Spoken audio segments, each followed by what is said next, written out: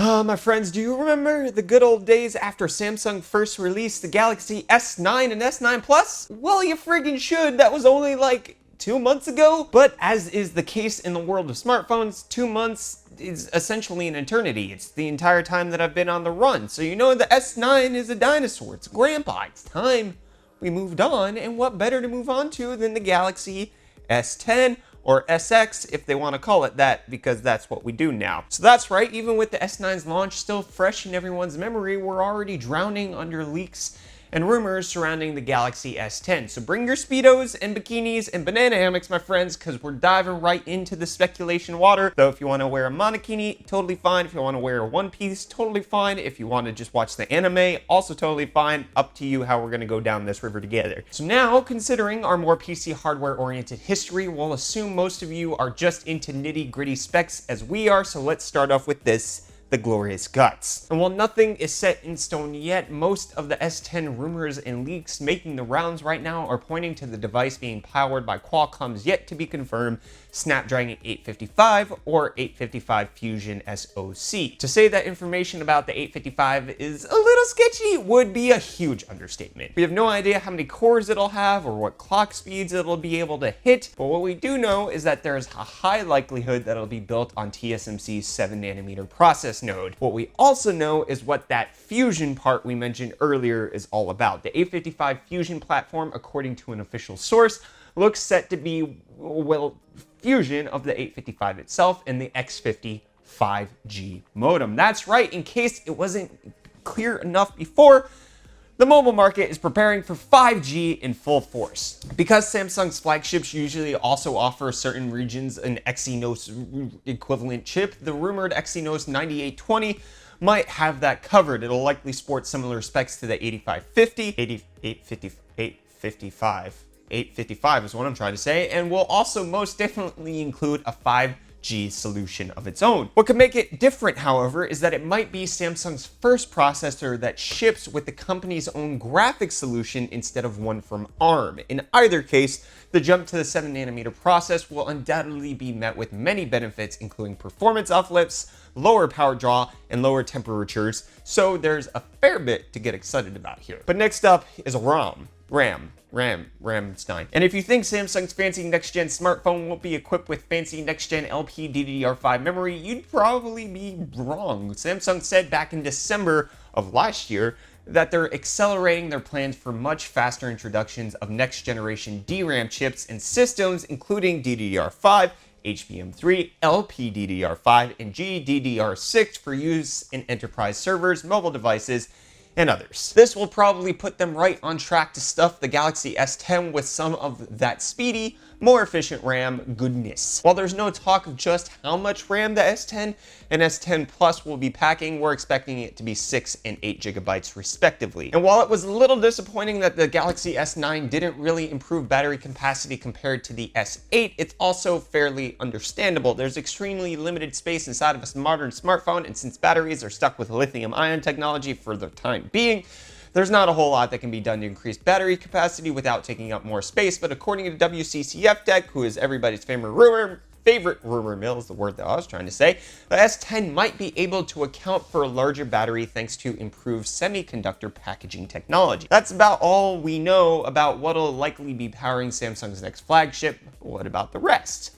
What about things we can actually see? As much as we'd all like to think Samsung is working on some outlandish, never-before-seen design for the S10 lineup, that probably won't be the case. While there's been a bit of a surge of rumors about the company's upcoming foldable phone recently, which we'll touch on in just a bit, there's not a whole lot of pointing to the company playing it anything other than safe with the S10. Our bet, and those of the others on the rumor connoisseurs, is that the S10 will once again stick with more or less the same design as the phone it'll be replacing, although that would be a little unheard of because that would be 3 generations on the same design. It would be, they would change it a little bit, like a little bit to make it distinct. But even so, that's not to say that there won't be minor changes to the device that could make a big difference. According to a source at WCCF Tech, again, the S10 Quote, will feature a next generation OLED screen and a screen to body ratio that will be higher than 93%. Fun fact, that is quite a bit more significant than the current generation of phones. This could be achieved by reducing bezel sizes on all sides, as well as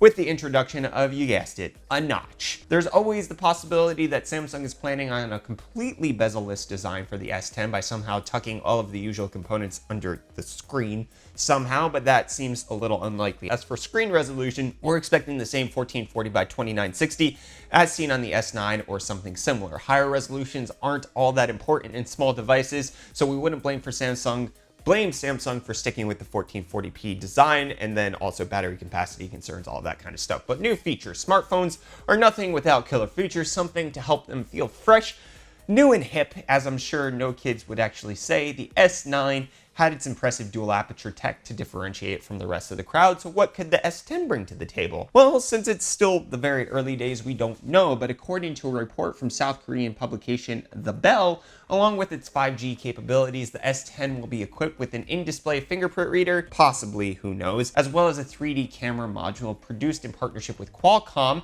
meaning it could offer the same kind of facial recognition technology as on the iPhone X. Neither of those are all that revolutionary. Linus recently played around with the Vivo X21, which featured an in-screen sensor, and as we just mentioned, 3D camera capabilities aren't a new thing either. In fact, they'd be 2 generations behind at that point. But while those 2 features aren't all that exciting anymore, they're welcome additions, and we're sure more of the S10 special features will leak out in due time. So when is it coming? Well, usually this would be a pretty simple question to answer. In this case, not so much. See, earlier we mentioned Samsung's foldable phone, which the company has confirmed both directly and indirectly as something it's working on, and it's causing some confusion. According to the Bell report from earlier, since Samsung plans to start procuring parts for the S10 sometime in October and intends to debut the device in early January during CES. This is more than a little strange, as Samsung doesn't usually unveil new mobile devices at CES, it does so at Mobile World Congress. So what gives? Well, as the Bell reported, Samsung is saving their spot at Mobile World Conference for their foldable smartphone, currently rumored to be called the Galaxy S, Galaxy 10, I don't care. Samsung apparently wants to start gathering parts for the Galaxy X as soon as of November of this year to prep for an announcement / launch at MWC. This is likely to prevent the devices from stealing each other's limelight. After all, the S10 might not look all that impressive next to a smartphone with a friggin' foldable screen. It wouldn't be impossible for the S10, S10 Plus, and Galaxy X to share the stage at MWC, but it's probably not the best idea. Who knows? Okay, but that basically wraps up everything that we know about Samsung's upcoming flagship, which, if you haven't noticed already, isn't a whole lot. While it's exciting to pore over rumors and possible specifications and features of upcoming tech, when we say things like leaks, rumors, and speculation, we really mean it. Obviously, Samsung hasn't confirmed any of the information we'd be taking a look at, and probably won't for a good long while, so take it all with a grain of salt. And disclaimer out of the way, we're already extremely excited to see what Samsung has in store for 2018, whether it's a much beefier Galaxy S with cool new features, or a phone that we can bend without shattering it into a million pieces. It all is going to be pretty dope. But I want to know what you all think. I got your feedback on previous videos that you don't care because you only upgrade your smartphone every 16 months, not 6 months. You guys only upgrade your smartphones every 6 years, let alone any time within 12 months, which, like, the current cycle is just, it's too much, it's too fast paced. You guys don't like it. I understand that. But let's get the rumor mill started now. Let's talk about what's happening. I want to hear your opinions on the Galaxy S10, the Galaxy X, whether or not you like the idea of having a bendable phone. Do you think it's something that's going to be good? Are you just looking back to the way LG did it, where they had the LG Flex and you could kind of do this, and it had that self-healing technology, and it's all just a gimmick that's not really all of that useful? I want to hear your opinion. Let's chat in the comments down below or in the community Discord. Let's have it down there. Also, be sure to smash the like button. While you're down in that area, give us the thumbs up. Make sure you let us know that you enjoy these kinds of videos. It's the word I'm trying to say. Be sure to get subscribed to stay up to date on all of our tech-related content. If you're looking to buy phones, accessories for phones, or anything of the sort, you can use our affiliate codes that are in the video description. It gives us a small kickback, helps us out a lot, keeps things going while I am on the road traveling. Still not traveling so much. I'm just in the US, not really moving locations.